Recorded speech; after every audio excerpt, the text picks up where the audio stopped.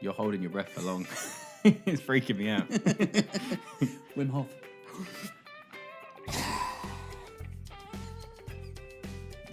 Come on. Please keep this in. I love it.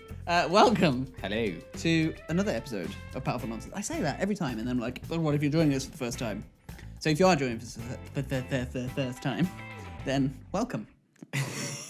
The most tidy intro to the podcast ever. I kind of feel like it gives them a good vibe Yeah. of what this How this scrappy podcast we can get. Yeah, right.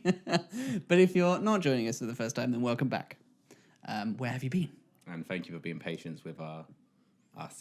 Hey, if I've got to be patient with you, they've got to be patient with us. True talk. Anyway, so talking of being patient. You need to tell us who you are. Oh, yeah. See, I was going to segue into the title Wow. then. You ruined my segue. Okay. Disgusting. I am Wayne Ingram. I'm Cem and Wayne. And we This are... is a shambles of a podcast. This is what happens when you let two people buy microphones. Yeah, right? And give them a platform with which to distribute their wafflings. Distribute or discharge. Just pure. Oh. That is a... See, yeah. I said waffling, and then I was like, waffles, and then you come out with discharge. Two things that should not go together. Oh.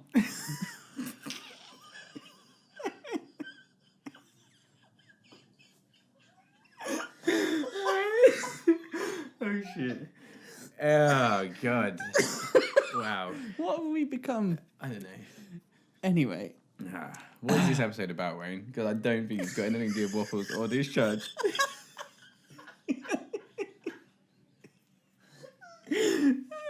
Okay, no, so this episode is about why you will get what you tolerate. Yes.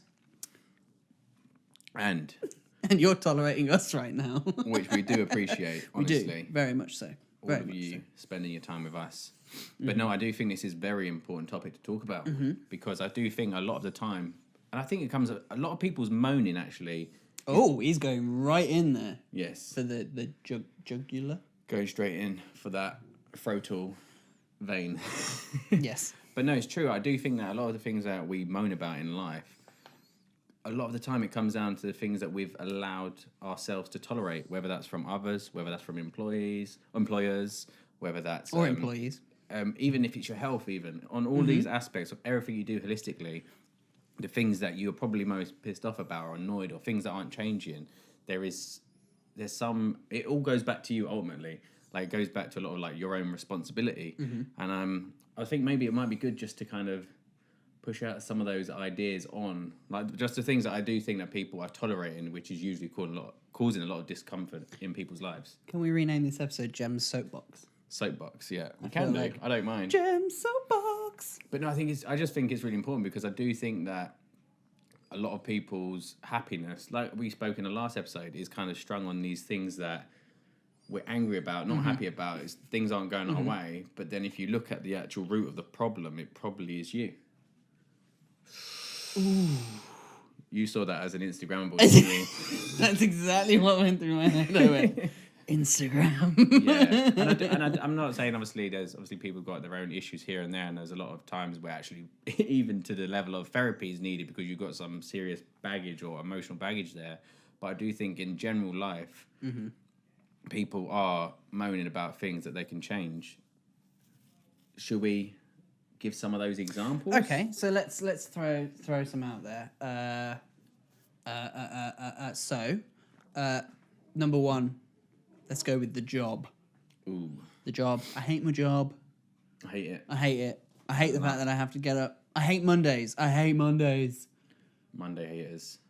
It's Sunday night, and I'm going to post a meme about my realization that Monday's tomorrow. No, it's true. And I think, again, the current position of your life right now has come down to the choice you've decided to make.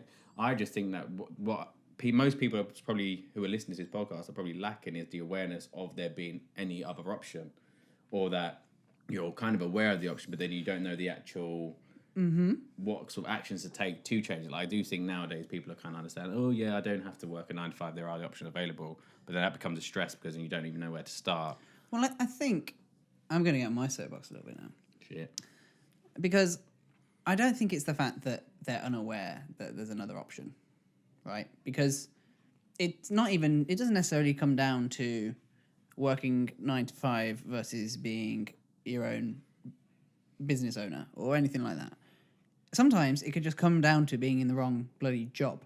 It might not even be in the wrong career, just the wrong job. You're working for the wrong company. You're working for the wrong people. You're working for the wrong branch of a company because you actually despise your manager that you're working with. It's got nothing to do with the job. It's got nothing to do with who you work for as a company. It's just who are your superiors can sometimes be the big difference maker. You, on all of those levels, you have completely the power to change it. If it's the manager that you're working under, try and change division. If it's the branch that you're working at, try and change branch. Have you even attempted to? Because you probably haven't. You're probably there going, this sucks. Yeah. And I think people fall into careers that is just based on, because as soon as you've got experience as well, you're kind of like backing up, well, I can only go in this kind of career because I've got this kind of experience, whereas people are kind of afraid thinking they can't actually change, which is a bit of an annoying one as well. I mean, yeah, okay, it's probably easy for us to kind of stand here and go, well, do something about it then. But do you know what? I think sometimes that's part of the problem. You haven't got somebody going, stop moaning about it, do something. Yeah. Because so many times people will just pander and go, yeah, well, you know, it's this way and it's that way because that's how it is, and just kind of, you know, it's just one of those things.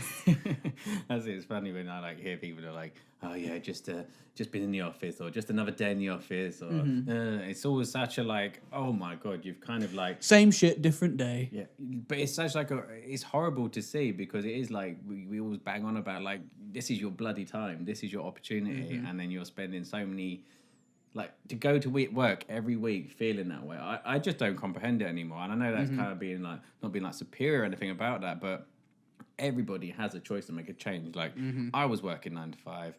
I thought, okay, I'm going to give this like freelance or entrepreneurship thing a go. And people like back then were like, they laugh at that and think, oh my God. And even the amount of people are saying to me, oh, you're just dossing and you're not doing any work. And I was earning such shit money. And then slowly, like 2-3 years later, it starts to pay off and people start looking, and then they look at me and then they might be like, oh, your lifestyle, you get a bit more flexibility. Oh, you're doing this. You always seem to be doing different things. And it goes back to, you know what Gary Vee was saying? It's like, no, there is no like overnight. And I'm not at any sort of level where I'm like, oh my God, look at me. It's all perfect. But it's kind of like people are so, it just seems like that chasm between that life and that life are so far apart. And that if you've got that suddenly, it's like, well, you can do that because of that. Right. They don't really see that work that went in, all those, when you was getting just no money or putting in work, going to paying for seminars, etc., etc. They don't see that part. Yeah, well, that's it. It's not like you don't flick a switch and you go, I'm an entrepreneur now. Yeah. Bring me the clients. It doesn't work like that. You've kind of got to... But even with you, it's been like a slow burn. Like, you're moving now into this. You were heavily employed. Now you're moving to heavily self-employed. Yeah, well, that's it. I've over the last few months, I've shifted from probably being 80% employed, 20% self-employed, to now 80% self-employed, 20% employed. And I do think that comes from a lot of awareness. It's like, okay, we're around each other. We see a better way. We speak to other people who are doing things in a better way. And then soon enough, it becomes part of your, part of how you think. And then suddenly you're like, yeah, I want a bit of that. Whereas I think that most people are just like, it's too easy. Do you know, it probably just comes down straight, like, it's hard work to kind of to get that in that position. Like, and it is tough to kind of get those gigs or get those opportunities. But I do just think, like, if you are doing something that you hate, then you might as well use that annoyance, which I did when I was in my 9 to 5. It was like you know what, I hate that someone tells me to be at this place at this time and I have to do that 5 days a week. Like, that in my mind was just like, I even say to myself now, like, if anything's going to motivate me to find another client, to start a new business, to do anything, it is that thought of somebody is going to dictate where I am. And for me, that's enough to just kick me up the arse every single time. Yeah.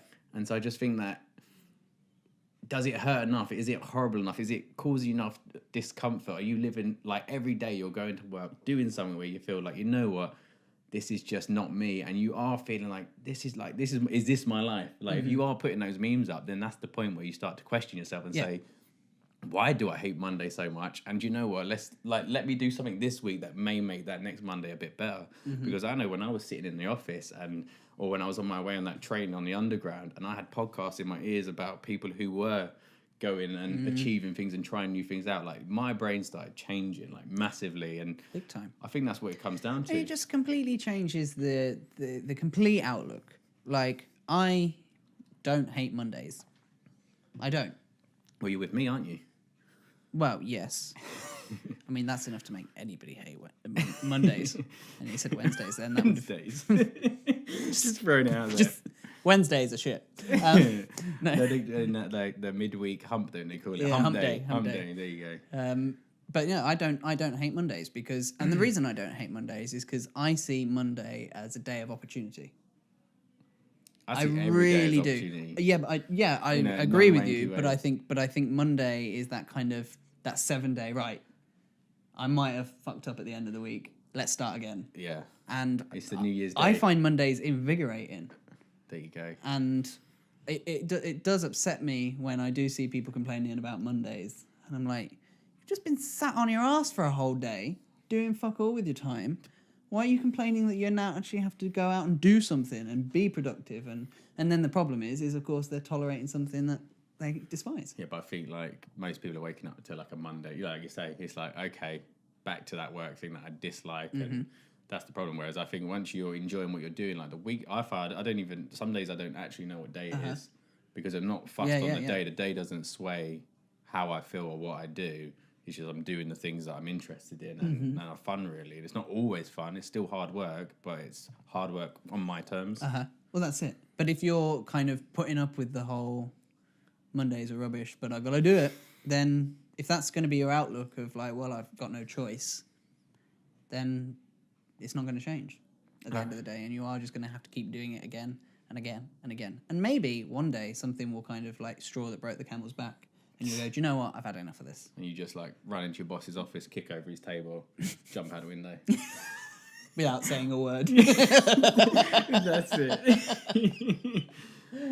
But I just think a lot of people, in terms of the job thing, I just think that, like we said in the last episode, like it is a means to an end. Like most people are earning money because they want food and they need shelter and all these kind of things. But there is not just one method to make money. Okay, a job seems like the most convenient option, but it's not the only option. Yeah. And so that's why I just think in terms of that, you're tolerating something. Like earning money does not have to be painful. If there's somebody else out there who's earning money in a more efficient way and having more fun doing it, and actually there's loads of people, like we are just a minimal, like we're like there's so many people doing way better things, earning loads more money per day or whatever else, but in our minds as people who are like majority self-employed or businesses or entrepreneur or whatever, we know how much money we need per month to survive, and we're happy not to have to hit the millions and thousands. That's it, but we get lifestyle out of it, and I think that's what we want people to know, is that actually when you figure out what your minimal expenses are per month, and then you just say, okay, what's the most efficient, fun way of me to earn that? Once that's covered, suddenly you become more creative. Suddenly you can take opportunities. I said this in a panel I was at recently. Like once you've got that money coming in, you start saving up money, you're going to have that little pot of safety, that psychological buffer. And then actually it becomes even easier to earn money because now you're not like working out scarcity. You're working out like abundance, and you can see the opportunities available. Yeah. Whereas people are in this cycle where you're earning and then you're spending your money on like stupid stuff just to relieve the kind of shit of the week. Like, of course, at the end of the week, you're going to want to drink if you hate if you've 5 days of torture. Yeah. Of course, you're going to want to have a blowout. Of course, you're going to let your health go. Of course, these things are going to happen. It's just that when do you kind of like wake up and say, you know what, I'm just not going to take that anymore. Yeah. Yeah, I agree. Oh, damn, this is fiery. Fire.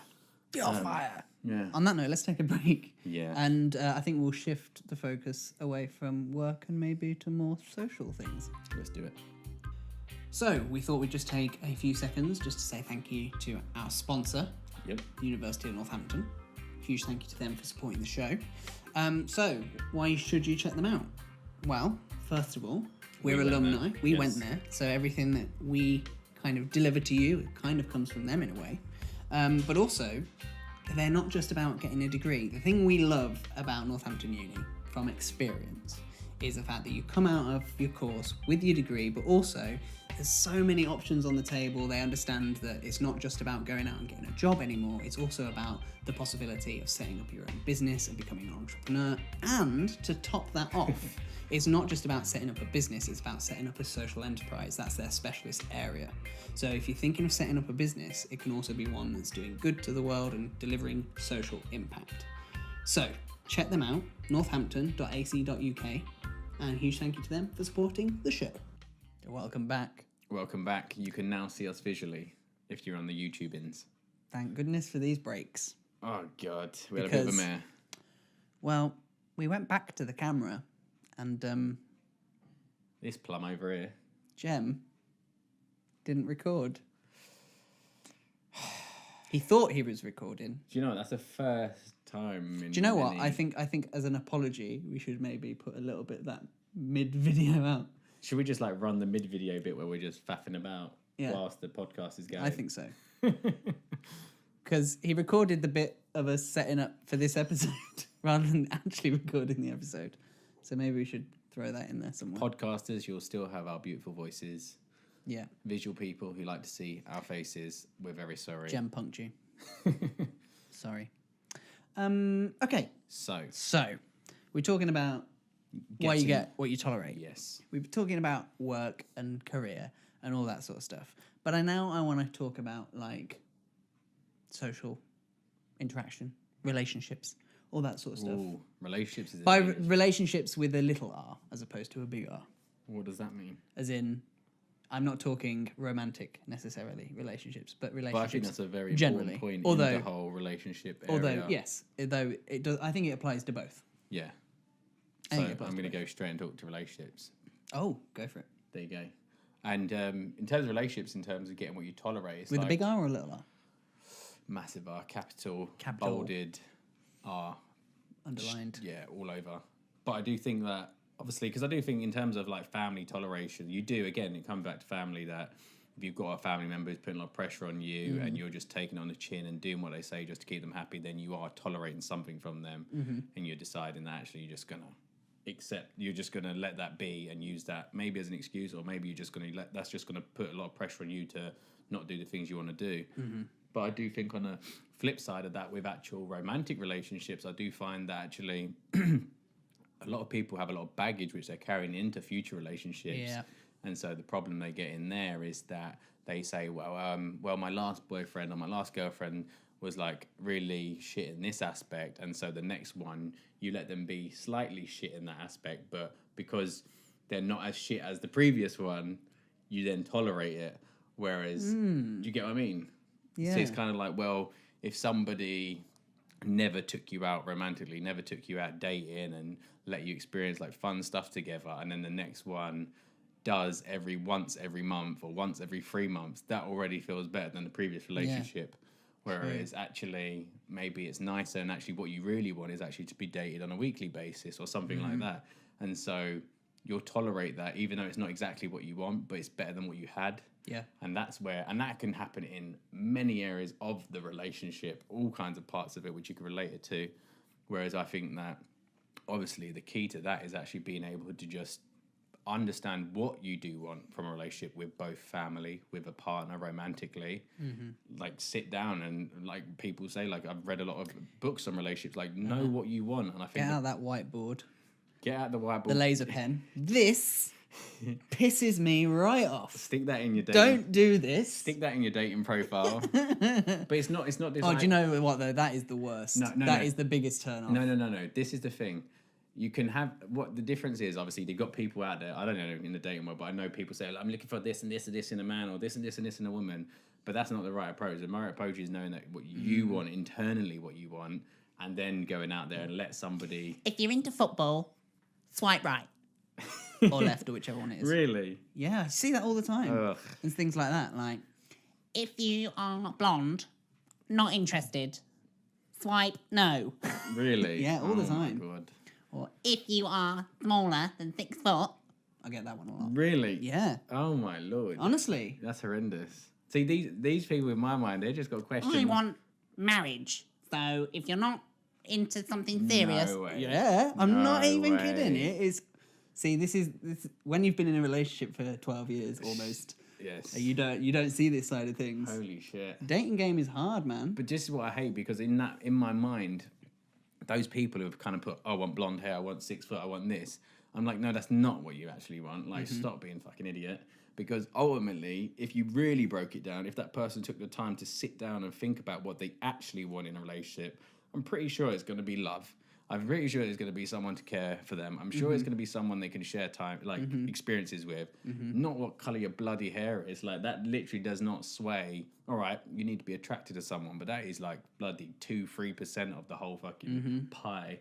And I hate it when people think, or it's kind of like, I think sometimes it is, again, it's that sort of deflection of the actual point. You're scared to tell someone that, you know what, I just want you to care for me. I want someone to support me. I want someone to be there for me, which is vulnerable, which is kind of makes you look weak, because suddenly you're letting, and it is because a lot of these, I can imagine, it's not even, with a lot of these people, it's probably like, you know what, they've had, what is it, you say they wanted someone with blonde hair, they didn't want someone with blonde hair. It doesn't really matter. Either way. Both happens. Either way, maybe they've been with 5 guys who were blonde in the past, and then now suddenly they're I mean, the blonde hair is an exaggeration, I'm sure, but Okay. like the height thing is genuinely real. Yeah. I see that all the time. well, there's biology that says, okay, why you might like a taller person, but nowadays it's fucking stupid. It's not like you're a caveman who can jump up and reach a fruit in a bloody tree because you're 6'4". It's No, I definitely can't. I'll give you a piggyback. I've got you, Wayne. You can always jump on my shoulders. Oh, bro. Yeah, but I do think it's like that comes, those sort of stupidness comes down to people's past experiences with someone of that caliber, that now they've created some sort of like pattern that says, pattern recognition says, you know what, anyone who's shorter than 6 foot is a dick, which sometimes that pattern, yeah, but that part of it. But I do think like toleration in relationships is horrendous, and friendships. Like, we haven't even mentioned friendships. Sometimes you've got friends that are just straight up abusive and like actually are putting a lot of pressure on you, make you feel like shit when you're around them, but you call them a friend, and then you're tolerating it because you know what, you haven't got any other options, so you might as well go out with those guys who act like dickheads, or you go out with the girls who are actually really bitchy, and then you're like, you know what, oh, they make me feel really crap when I'm around them, and it makes me uncomfortable, and they're always making me feel insecure, or da-da-da-da. But ultimately, being in their company is what you're tolerating. You're not deciding that you can change it. Obviously, family's a bit different, but you can kind of learn to understand that person, that family member. Why are they in that state? And again, with relationships, you don't have to be in a relationship that is actually causing you to feel like crap or is not fulfilling what you need. The problem is, are you getting angry about something that you haven't ever communicated? I'm glad you used that word there, Jem, because I was just about to throw in a massive kind of disclaimer.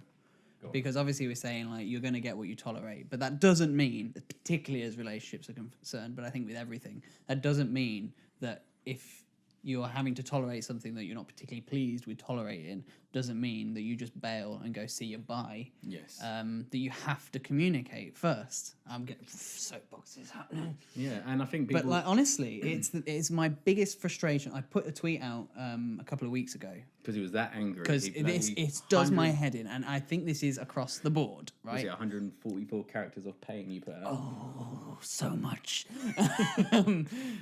The tweet was, and I'm paraphrasing it, but essentially... You're paraphrasing a tweet. I'm paraphrasing a tweet. Just sum it up in one word. No, like something along the lines of the majority of all problems, whether they be in business, friendships, relationships of any sort, comes down to lack of communication and bad communication. Yeah. When it comes to what you tolerate, if it pisses you off, just say... diplomatically, if you must, just say, look, this is really annoying me. Don't give them silent treatment. Don't be passive aggressive about it's like it. You're talking from experience or something. It does my head. Most people, I don't know what it is, and I don't know if it is an old thing or if it's a new thing. It feels like it's a new thing, right? But most people in this world, right now, in society, most people would choose passive aggressive over confrontation. Or they will choose silent treatment over confrontation. They will choose to ignore someone in the hopes that they disappear and in the hopes that they kind of get the hint. Things change. And piss off. But what all that does, right, whether that's in romantic relationships, business, whatever, again, across the board, all that does is it creates insecurities, it creates anxieties, which only then reinforce exactly what it was that made them intolerable to begin with. And so the cycle repeats, and you end up tolerating more of what you didn't want to tolerate because you're not communicating with people about what it is that you can't fucking tolerate. Boom. Fucking mic drop. I'm hoping that whoever that may have been mainly directed. No, that's not. That is not directed just... at anyone in particular. That is just my experience of, and this is again business, friendships, romantic relationships, all of it. We're just so passive aggressive now, and we're not dealing with the issues. I think that's quite a British politeness, though. It's kind of like I don't want to tell them. Maybe it is. I'd love to know. I'd love to know if any Americans in the audience, well, not even necessarily Americans, but I feel like they're the closest to our culture. Yeah. I'd love to know if any Americans deal with that same issue. And the thing is, I find as well, especially with the relationships thing, in like romantic as well, people are so like trying to make the other person into them as if like they are you already are the perfect person. So the quicker you can make them turn into you, then you'll have the best relationship ever. And it's like, no, like the relationship works based on differences, number one. And it's actually when you can both work together. This is another word I hate when people say, oh, yeah, but then I'm compromising. Like relationship is not about... Compromise is like a loaded word that says you've kind of like bent over and you're just going to take. Yeah, I've given up to accept what somebody else won't give up. Whereas actually a good relationship is one where both you have different personality traits, but you can work together on them. And it's not like you're saying, okay, well, I tolerate the fact that you're into sport and I'm not, or something like that. It's more like, you know what, I appreciate that you're into sport and that's part of your character. And that's what you brings you joy, and I'm happy for you to continue doing it. It's how you then mold that into your relationships, and actually you flourish those aspects of each other.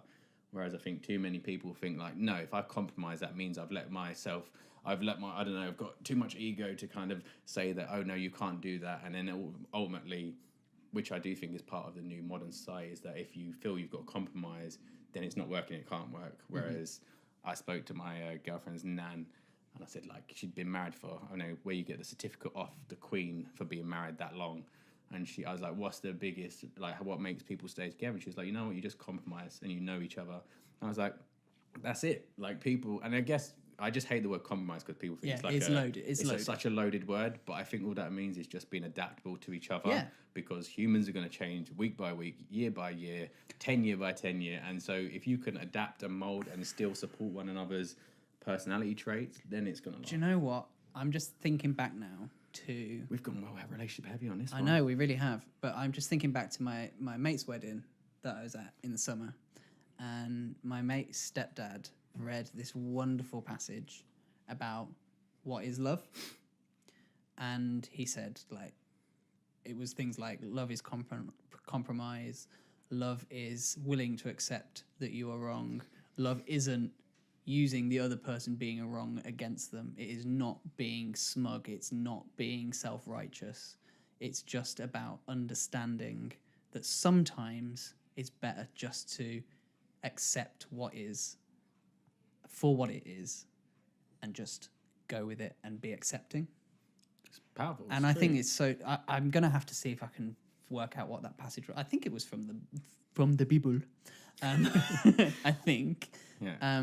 But it was it was really, really powerful.